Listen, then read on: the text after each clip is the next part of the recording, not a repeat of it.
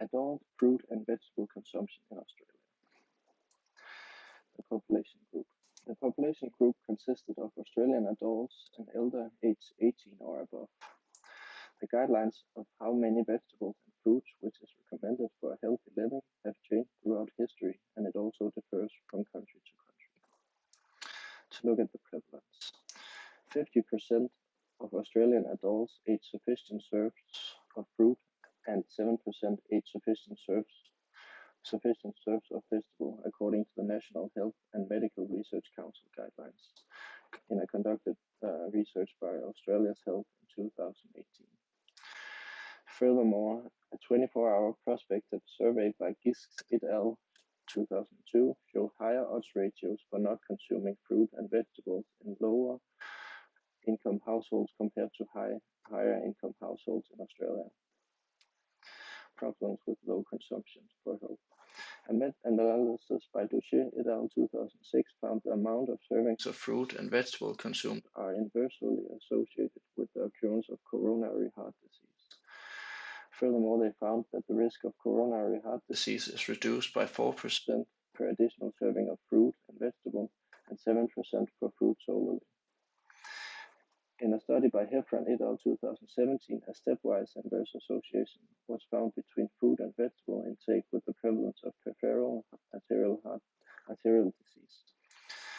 Furthermore, all-cause mortality was shown inversely associated with food and vegetable consumption in middle-aged and older Australian adults from New South Wales.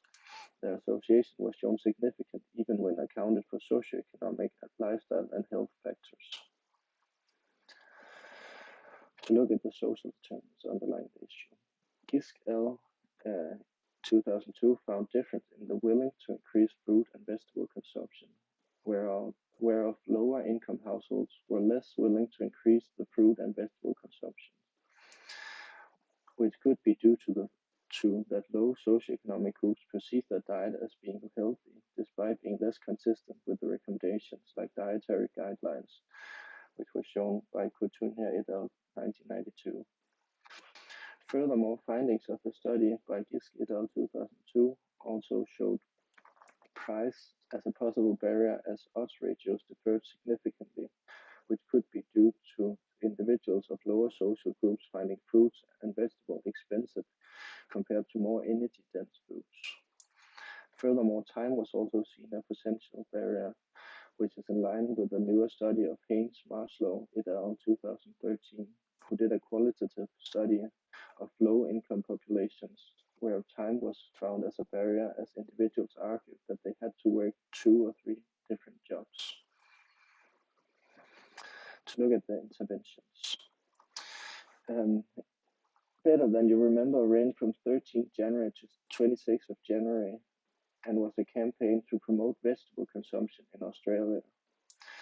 Out-of-home signs was placed across Australia with links to a website with vegetable recipes, tips, and education resources to help rediscover veggies.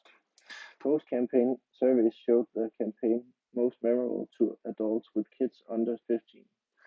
Furthermore, it showed 73% saying they purchased more vegetables than normal and 43% looked for new recipes. To critique this campaign, you could argue it may not influence the different socioeconomic groups equally, as the research I mentioned earlier showed price and time as possible barriers for especially lower socioeconomic groups, which weren't the same in higher socioeconomic groups. Furthermore, a study by Hicks et al. 2019 showed an effect of the liking norm, which if the campaign Better Than You Remember could enhance a change of the liking norm in different social groups, it could have an effect of the vegetable consumption in Australia.